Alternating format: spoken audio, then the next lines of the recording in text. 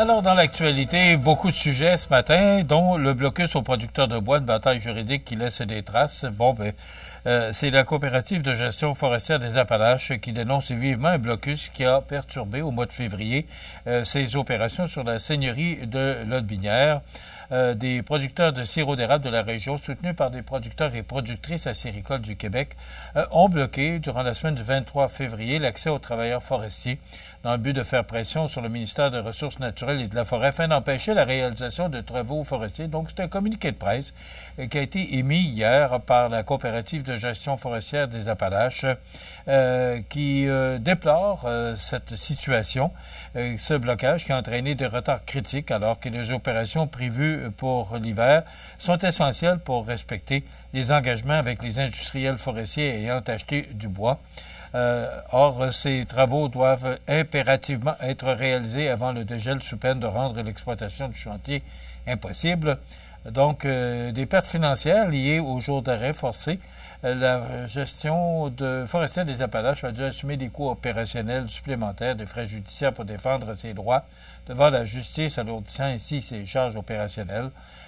Donc, là, on dit qu'on pourrait à nouveau bloquer certains endroits. Là. Si un nouveau blocus devait être mis en place, là pourrait non seulement paralyser les opérations, mais aussi nuire à la relation entre les acteurs de l'industrie forestière et acéricole, fragilisant davantage un secteur déjà sous pression économique. Alors, on va suivre ça de près, la gestion forestière des Appalaches, coopérative de gestion forestière des Appalaches, qui est une coopérative de travailleurs forestiers qui réalisent des travaux d'exploitation forestière, des travaux d'aménagement forestier, principalement dans la région de Chaudière-Appalaches. Vous connaissez l'histoire de ce conflit-là, et je ne veux pas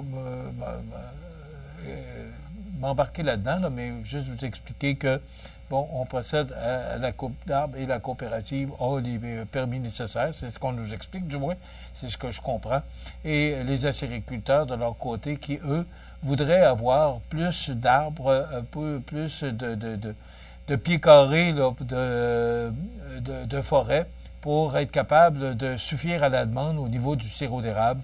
Donc, là, quand on voit couper des arbres, les acériculteurs disent, là, ça fait des années qu'on demande au gouvernement d'agrandir notre territoire pour qu'on puisse avoir plus d'entailles pour être capable de suffire à la demande au niveau du sirop d'érable, des demandes qui augmentent sans cesse.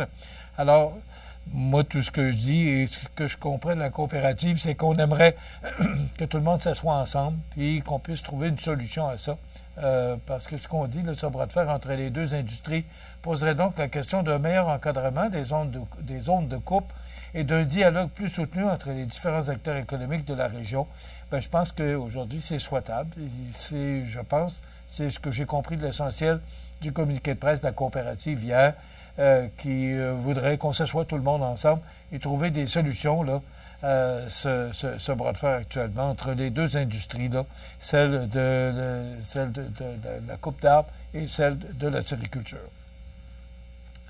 La MRC de Montmagny qui annonçait mardi le lancement d'une démarche de planification stratégique pour l'atelier agricole. L'atelier agricole, c'est un projet de la MRC qui a mis sur pied dans le cadre de son plan de développement de la zone agricole avec l'implication de la ville de Montmagny, Saint-Paul-de-Montmagny et Soupe-au-Bouton. Alors, l'atelier agricole qui entamera dans les prochains mois une réflexion collective impliquant la population, ses partenaires et sa clientèle pour réaliser son objectif de démarche et de recueillir des informations stratégiques afin d'alimenter le comité de gestion dans l'élaboration d'un plan d'action aligné sur les besoins et réalités du secteur agricole local. Le 8 mars dernier, la municipalité de Sainte-Lucie qui accueillait et déroulait le tapis rouge pour ses nouveaux arrivants, une belle journée d'activité. On a récompensé ces gens-là. Il y a du monde qui se sont impliqués, dont le bistrot d'érable, les serres du canton, là, parce qu'on a remis des prix à ces gens-là. Alors, une belle journée. De plus en plus, on voit ça, que les municipalités soulignent l'arrivée de nouveaux arrivants. Je sais que ça se fait à Montmagny, là, à l'automne.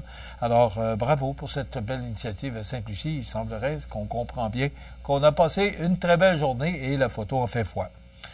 On parle d'un prêt-à-camper au camping Rocher-Panay de Lillet, là, qui se dotera d'une seconde installation de type pod à compter de la prochaine saison estivale. Alors, ce type d'habitation construit par Habitat Pod est une valeur sûre en raison de sa durabilité comparable à une maison. Et quand on comprend ici le camping de Loi-Blanche, le camping des Érables, le camping de Milieu, Saint-Jean-Port-Joli, tous les terrains de camping connaissent du succès. Et là, ben, ce qu'on veut, c'est accueillir plus de monde, puis ou répondre aux besoins de ces gens. Donc, Lillet ne fait pas exception. Alors, le Rocher-Panay, là, qui se dotera de cette nouvelle installation. Il y en a déjà une, mais on en rajoute une autre. Mais on dit que ce ne sera pas sur le bord du fleuve, mais on aura la vue sur le fleuve quand même. Et aussi, on mentionne, je l'avais inséré dans le bulletin de nouvelles parce que la traverse de Lévis, ben, beaucoup de gens de notre région qui utilisent le bateau pour se rendre à Québec pour toutes sortes de raisons. Alors, on procède à des réparations. Donc, la Société des traversiers du Québec qui nous avise là, de travaux aux embarcadères et à l'ascenseur de la gare maritime de Québec là, qui vont être réalisés. Donc, Lévis, la traverse Québec-Lévis offrira un service entièrement piéton entre le 25 mars et le 16 avril. Donc, il faut en prendre note. Voilà. Sondage dans le Journal de Québec ce matin. Leader le mieux placé pour défendre les intérêts du Canada face à l'administration Trump. Je suis un peu surpris. Et ici, je vous montre, là, dans le Journal de Québec de ce matin, ben, c'est M. Carney qui mène avec 37 %. C'est un sondage qui a été réalisé par la firme Léger. Donc, le leader le mieux placé. Attention, ce que je dis, 37 % M. Carney. En deuxième position, M. Poilievre. Et les intentions de vote au fédéral, 36 % pour M. Carney, 25 % pour le Bloc québécois. Je suis encore surpris de voir 25 % pour le Bloc québécois, là, avec tout ce qui se passe actuellement là, par rapport aux États-Unis. Mais les Québécois sont encore fidèles à leur parti fédéral nationaliste. Donc, le Bloc québécois qui irait chercher 25 % des intentions de vote et le Parti conservateur, 24 %. Alors, ça, c'est pas surprenant. Le Parti du Bloc québécois a toujours été en avant du Parti conservateur. Et si on regarde au niveau du Québec, les intentions de vote au provincial, même si votre choix n'est pas encore fait, pour lequel des partis politiques suivants auriez-vous le plus tendance à voter? Parti québécois, 30 %. Puis pour M. Legault, ben là, le Parti québécois est égal avec le dernier sondage du 2 décembre 2024. Et M. Legault gagne 3 points. Donc, il doit être content ce matin. Il y avait 21 % au mois de décembre, il y a 24 %. Le Parti libéral, quand même, avec un chef par intérim. On sait que le nouveau chef du Parti libéral du Québec sera connu au mois de juin. Alors, pour M. Marc Tanguay, c'est 19 %. Québec solidaire, 12 %. Parti conservateur du Québec, avec 12, égal avec le Québec solidaire, sauf que le Québec solidaire gagne 2 points et le Parti conservateur du Québec perd 2 points. Monsieur Duhem, qu'on ne voit pas beaucoup, on sait qu'il a été malade récemment, mais probablement qu'au cours des prochains mois, on va le voir plus parce que les élections seront au mois d'octobre 2026. Voilà. Un jour, c'est dans la chronique de Richard Martineau ce matin, un jour, il va falloir sortir la chainsaw. Vous avez vu les images de Elon Musk avec la chainsaw. Ben, ce qu'il parle, c'est des écoles qui manquent de craie, de stylos, de gomme à effacer, des dictionnaires, les fenêtres d'un pavillon du cégep Bois de Boulogne qui tiennent littéralement avec de la broche. Alors, il nomme tout ce qui accroche au Québec actuellement. Et là, on s'oriente vers un déficit record. Là, on essaie de rentrer dans ce qu'on avait prévu pour le 31 mars, là, moins 11 milliards. Mais là, avec ce qui se passe aux États-Unis, on parle qu'on pourrait peut-être le prochain déficit. Monsieur le ministre des Finances l'annoncera le 25 mars prochain, mais on s'oriente vers un déficit encore plus important. Et là, on regarde tout ce qui se passe, puis on dit, bien, qu'est-ce que le gouvernement a fait? Quand est-ce qu'on va décider de couper? Mais ce que Richard Martineau mentionne, oui, on veut arrêter les déficits. Mais viens pas couper dans ma cour, par exemple. Et c'est un peu ça, là, je résume, là, mais c'est un peu ça à quoi ressemble la chronique de Richard Martineau ce matin. Et Mario Dumont, toujours dans le Journal de Québec, qui dit que Trump veut renégocier la frontière, pire que les tarifs. Il parle d'un traité là, qui a été... la frontière canado-américaine pardon, date de plus d'un siècle, puisque c'était avant le traité de Westminster en 1931. C'est le roi Édouard VII qui a signé en notre nom à Washington le 11 janvier 1909. Et là, M. Trump qui voudrait changer ça, ben, il en a parlé cette semaine, mais là, je pense qu'il faut arrêter parce que c'est à s'y perdre son latin.